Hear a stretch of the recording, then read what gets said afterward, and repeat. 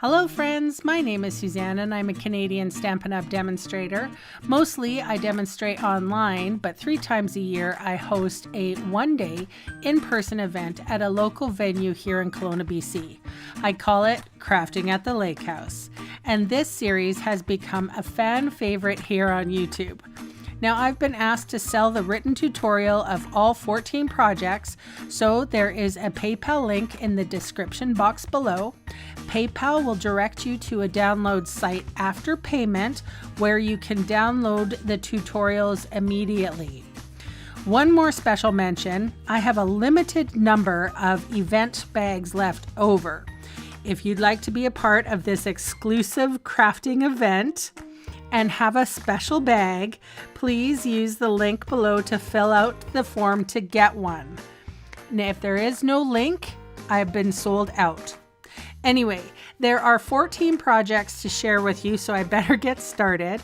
Remember to like this video if you like it and subscribe to get notified when another video comes out. Hello friends, welcome to card number 10 of Crafting at the Lake House. So this example, we are featuring the Seaside Bay bundle and papers, I believe. So we're starting off with the Sahara Sand card stock, and we are stamping with Sahara Sand. In this stamp set, it has like these little speckles, and those speckles are supposed to be sand. Who knew?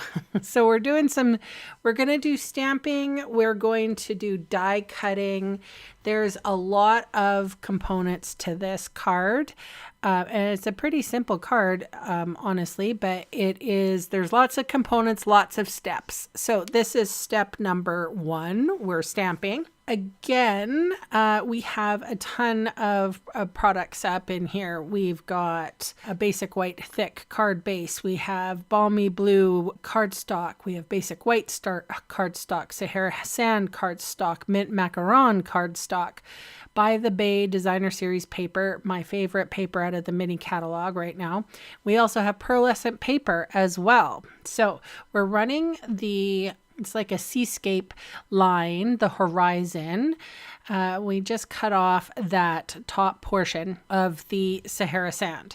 Now I'm coming in with a blending brush, and I am blending Sahara Sand to create the sand look. I just have like a piece of paper underneath it. So my ink is sort of dragging a little bit, but that's fine.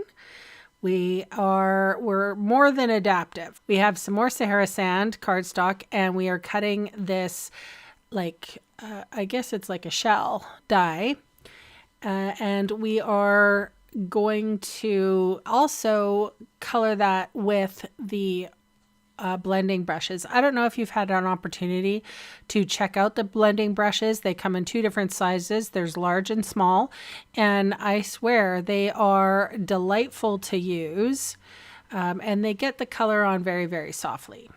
So you see here, I'm also die cutting some greenery. That's out of mint macaron cardstock, and I am going to do it twice. So I'm going to create a scene here, and in order to create the scene, we have to have quite a bit of components. So I ran those dies through twice. And then this is that pearlescent paper that I was talking about, and I'm going to run there's 2 dies that have, they're like little shells, little clam shells, and we're going to run that through 3 times. So there's 2 dies, so I'll do it twice, 1 with 2 and then 1 with 1. Now I know oftentimes people will put all these dies on their big die cutting machine. That is totally fine. The baby cut and emboss machines are sort of made for doing smaller jobs. And if you do have a big cut and emboss machine or a big shot or what have you, I feel like that's probably a better option for you to load up that one rather than loading up the little tiny mini Stampin' Cut and Emboss machine. It's just easier getting the sandwich through, I guess. But here, I mean, it's not that you can't do it. I just choose not to. But in this, what I'm doing is stamping. I stamped some birds, and I stamped all the components, basically. I stamped the all different shells and that sort of thing. And then I loaded up the mini cut and emboss machine. So it doesn't mean that you can't do it. It's just that I choose not to because I don't necessarily like to stress out that tiny little machine. I say it's a baby machine, so it's good for little jobs. And, if I could have made this process go so much faster just by using my big one. So this is a punch. It's called a double oval punch. So there's a piece of mint macaron that was cut out of it, and also the basic white was, I used it for the punch as well. So here I am coloring that big scalloped shell, and I'm just using the blending brush. And then I will go in with my Wink of Stella brush, and I will sort of draw little sparkly lines on the shell. And this is just added interest. It gives a little shimmer and shine. I did have a little trouble with this. There are 2 score lines at the in the center of that shell, and I think I only had one folded, so I needed to fold 2 times. All right, so the ink here I'm using is basic gray, and the sentiment says, "You are a pearl, rare and precious." All right, so I used a piece of basic white for my template. I put adhesive on my beach scene, and I adhered it to the By the Bay DSP, pattern paper, and then I'm going to mat that with some Pool Party, and then I'm going to put that on our basic white thick card space. And sorry, this is balmy blue, pardon me. And so that is the beginning of the scene, or the background of the scene. So it's a beach scene with a nice sort of a cloudy day. And here I just folded it once, and I should have folded it twice. I will get with the program in a minute. It's always good to go back and say, oh yeah, I did it wrong that first way. I'm just putting dry adhesive, and I'm now building my scene. So I'm putting the tall grasses. So although I live in a place called Kelowna, British Columbia, and there's a big fat lake that we all hang out at, there are rarely this kind of ocean like weeds and stuff like that. So I'm not exactly sure how an ocean scene would be created, but this is imaginative. I actually have never taken a holiday where it is sort of beachy like this, so it's interesting. Oh, and see here, right here, I'm getting with the program and I'm folding it a second time. I'm like, what is going on here? Why isn't it folding equally? And then I'm like, oh, there's another little faint line. So there's 2 score lines. And what that's going to do is you can stick stuff underneath this and have like pearls in it, and which I thought was awfully cute. So once it's tacked down and the top portion is movable. All right, here comes a pearlescent seashell. I'm tucking that in underneath.